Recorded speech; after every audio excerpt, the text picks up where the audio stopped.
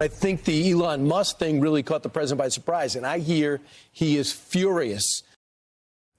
That's how it's going down. For a view from inside Washington, we are joined by Congressman Glenn Ivey, Democrat from Maryland, who's on the powerful House Appropriation Committee in that hearing today that we saw, and our friend, NBC News congressional correspondent, Melanie Zanona. Welcome to both of you, Congressman.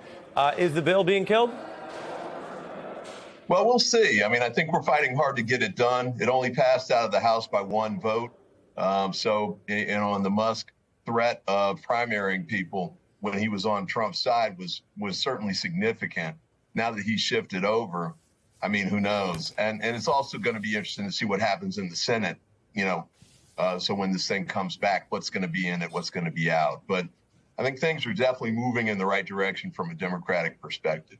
Have you heard any of your colleagues or House members talk about this as a real thing? If Musk spends money, he can move House Republican seats?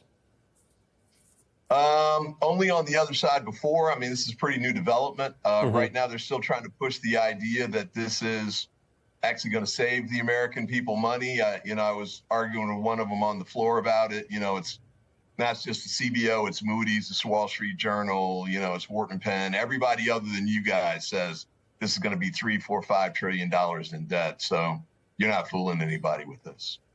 Melanie?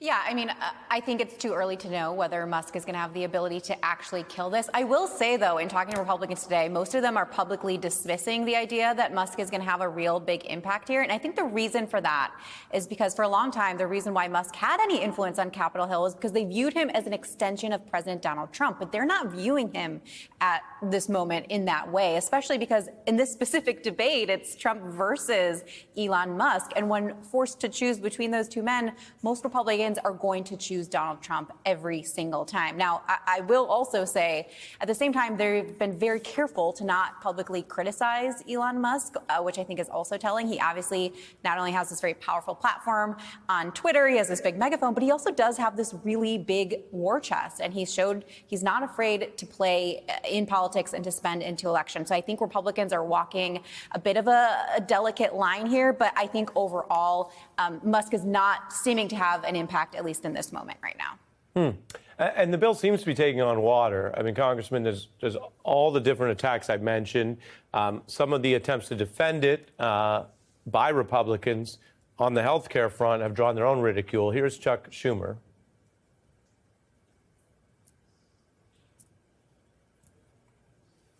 Well, here's the "We Are All Going to Die" Act. It says nearly 14 million. It's 16 million, getting closer to 16 million, according to CBO's numbers, we've been told. 11 million people cut off from affordable food, tax cuts for billionaires. We're all going to die, Bill. Congressman, is that fair? Is that overstated? Is that trolling? And what are, in your view, the biggest concerns about this for regular working people? Well, I think he just outlined those that have been there and that were actually creating problems from the Republican perspective for a while, even before Elon kind of made the split. But, the Medicaid cuts, the impacts that can have on people not getting health care anymore, their local hospitals disappearing, especially in rural areas where the hospitals aren't super close together and access to health care is not great.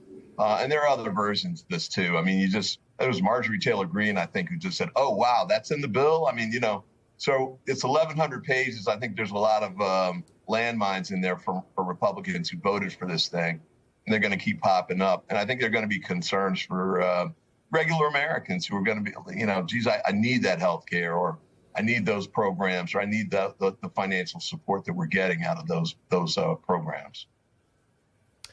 Melanie, when you look at this, what else does the Republican Party do if they don't get this version done? I don't know if you feel they have no incentive to discuss that publicly, but what's the plan B?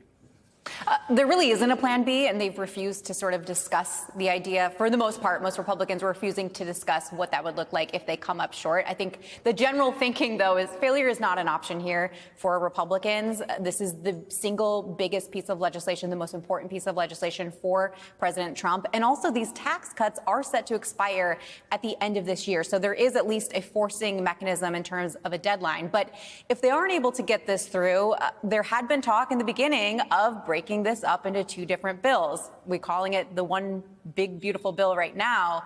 But the reason for that is because there was that initial discussion of trying to get some of the easier pieces through, like the border security funding, which Trump wants and says he needs very badly and very quickly, and trying to get some of that stuff through, and then turning to the tax piece of it later in the year and giving themselves more time to work out these complicated issues.